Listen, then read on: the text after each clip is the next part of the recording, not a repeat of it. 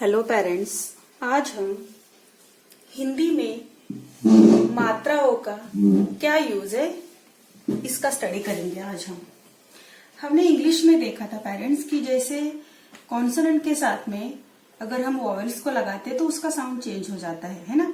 उसी प्रकार से हिंदी में भी मात्राओं का यूज व्यंजन के साथ में उसका साउंड चेंज करने के लिए, अलग अलग तरह के अक्षर बनाने के लिए, अलग तरह के शब्द बनाने के लिए, सेंटेंस बनाने के लिए होता है। तो हिंदी में हमारे अ से आह तक जो होते हैं वो स्वर होते हैं।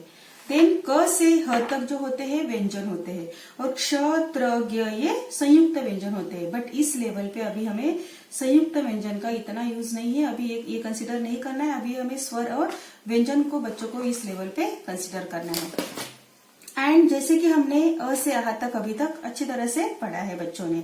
सो अ से आह तक इन्हीं में ही मात्राओं का कंसेप्ट है। अ से आह तक ही मात्राएं होती है। एंड अभी किस तरह से इसमें मात्रा होती है आज हम देखेंगे उसको। सो ये अ है, अ को कोई भी मात्रा नहीं है, uh as it is simple uh है। सो सपोज एग्जांपल दिया जाए तो ये क। सो क का एग्जाम्पल दिया जाए तो देखो जल, कल, टब, मग, है ना। इस तरह से आप शब्द बनते हैं अ की मात्रा के, उसको कोई भी मात्रा नहीं होती। देन सेकंड आता है आ, है ना। सो आ पे देखो ये मात्रा होती है, एक सिंगल लाइन होती है। सो उसको हम आ की मात्रा बोलते हैं। सो क प्लस आ की मात्रा होता है का। और अगर एग्जाम्पल दिया जाए तो ये देखो ज को आ की मात्रा जा और ल को आ की मात्रा ला, जाला। इस तरह से हम इसका रीडिंग करेंगे। देन आता है ई की मात्रा। ये पहले ही बोलते हैं हम लोग इसको, छोटी ई भी बोलते हो आप इसको, है ना। सो ये ई की मात्रा होती है, इस तरह से होती है, एक मात्रा इस तरह से, ऊपर से एक लाइन होती है ना। सो ये क को ई की मात्रा हो गया की, इस पहला की। एंड अगर इसका एग्जाम्पल दिया जाए तो देखो द को पहली ई की मात्रा दी और न दी न। देन दूसरा ई आता है, उसको दूसरी साइड से मात्रा होती है, इसकी ई की मात्रा, ये दूसरी ई की मात्रा हो गई। सो क को दूसरी ई की मात्रा हो गया की।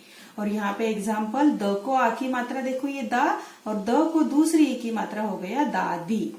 देन आते हैं ऊ की मात्रा की तरफ। ऊ में इस तरह की मात्रा होती है, ठीक है। और ये पहला ऊ हो गया हमारा।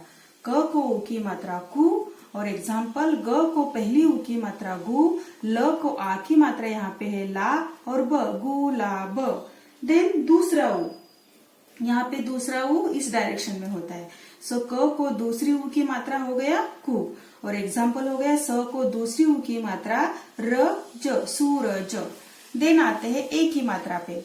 देखो यहाँ पे ए की मात्रा में एक सिंपल एक मात्रा होती है, और यहाँ पे क को ए की मात्रा के, और यहाँ पे क को ए की मात्रा के, और ल को आ की मात्रा ला, केला। एग्जाम्पल हो गया इसका।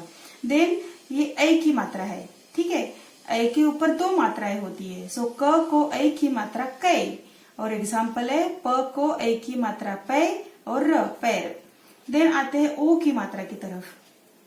ओ की मात्रा इस तरह से होती है, ठीक है। एक डंडी होती है स्लिप में, स्टैंडिंग लाइन जैसी, और ऊपर एक मात्रा होती है।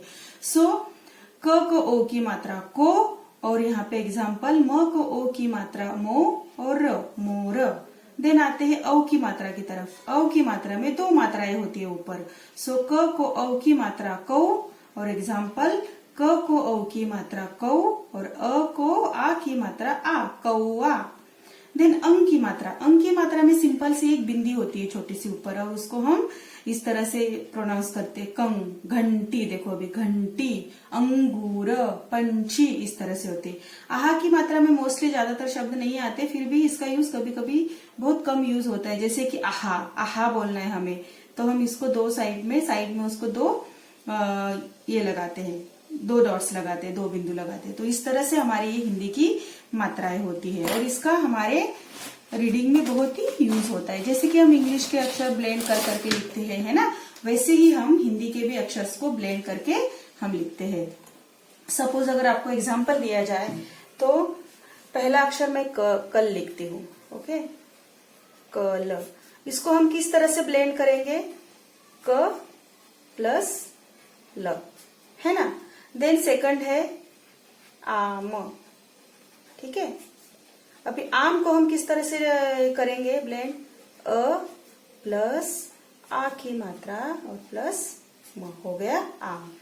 देन थर्ड एग्जांपल लेंगे हम, गु डी या, ठीक है। अभी ये बेसिक लेटर है ग, इसका गुड़िया का बेसिक लेटर ग है, उसके बाद में उसको क्या है, पहली उ की मात्रा। देन है डी, बट डी को क्या है, पहला हमारा बेसिक लेटर है ड, है ना, और ड को कौन सी मात्रा है, पहली की मात्रा, है ना। एंड देन य को कंसीडर करेंगे हम लोग, य, और य को कौन सी मात्रा है, आ की मात्रा। देन हम लोग नेक्स्ट एग्जांपल लेते हैं, तराजू, ठीक है। सो यहाँ पे त, र को आ की मात्रा, और यहाँ पे ज और ज को उ की मात्रा, हो गया तराजू। देन आफ्टर आते हैं हम एक दूसरा अक्षर लेते हैं, खिलौना, ठीक है। अभी यहाँ पे बेसिक लेटर ख है ना, ख को कौन सी मात्रा है, पहली मात्रा, है ना। देन ल, ल को कौन सी मात्रा है, औ की मात्रा। देन न, और न को आ की मात्रा, ये हो गया खिलौना। अगर कभी कभी तो इस तरह से आके आपको लेटर ब्लेंड करना पड़ता है बच्चों को, क्योंकि दोनों तरह से, इस तरह से प्रैक्टिस होनी चाहिए बच्चों की, किसी भी तरह से आए तो बच्चों को अक्षर पहचानने आना चाहिए, किसी भी तरह से। अगर सपोज हमें इस तरह से आपको ब्लेंडिंग दी है और आपको शब्द पहचानना है, तो आप किस तरह से पहचानोगे। सो इसके लिए एग्जाम्पल मैं दूंगी कि ये देखो, ग, पहला लेटर क्या है, ग, और ग को कौन सी मात्रा है, गु। देन है दूसरा अक्षर ड है ना, और ड को कौन सी मात्रा है, पहली मात्रा, है ना। देन य, और य को कौन सी मात्रा है, या, गुड़िया। इस तरह से आप करोगे। देन वैसे ही तराजू, त, र को कौन सी मात्रा है, आ की मात्रा, और ज को कौन सी मात्रा है, उ की मात्रा, तराजू। वैसे ही खिलौना, पहला लेटर है ख, उसको है पहली की मात्रा, देन ल को है औ की मात्रा, है ना, और ल को आ की मात्रा। सो इस तरह से हम लेटर को ब्लेंडिंग करना और ब्लेंडिंग लेटर का अक्षर पहचानना, बच्चों को इस तरह से हम प्रैक्टिस करवा सकते हैं। सो पेरेंट्स, जैसे इंग्लिश में हमारे वॉवेल्स इंपॉर्टेंट है ना, उसी प्रकार हिंदी में हमारे मात्राओं का यूज है। सो आप मात्राओं की और वॉवेल्स की अगर आप एक लिस्ट बना के, एक चार्ट बना के बच्चों के बेडरूम में लगा देना, तो क्या होता है कि जब भी आपको टाइम मिलता है, हम सोने के लिए जाते हैं तो तब सोने से पहले जो टाइम मिलता है, या कभी भी आपको ऐसे बीच में टाइम मिलता है, तो डेली आप एटलीस्ट 10 मिनट अगर हिंदी का और इंग्लिश का इस तरह से रीडिंग के लिए बच्चों को टाइम देते हो, तो बच्चों का बेस बहुत अच्छे से बन जाएगा और बच्चों को आगे रीडिंग में कभी भी प्रॉब्लम नहीं आएगी। सो पेरेंट्स, आप इस तरह से बच्चों को अलग अलग तरह के अक्षर से प्रैक्टिस बच्चों की करवा सकते हो। So thank you and bye bye.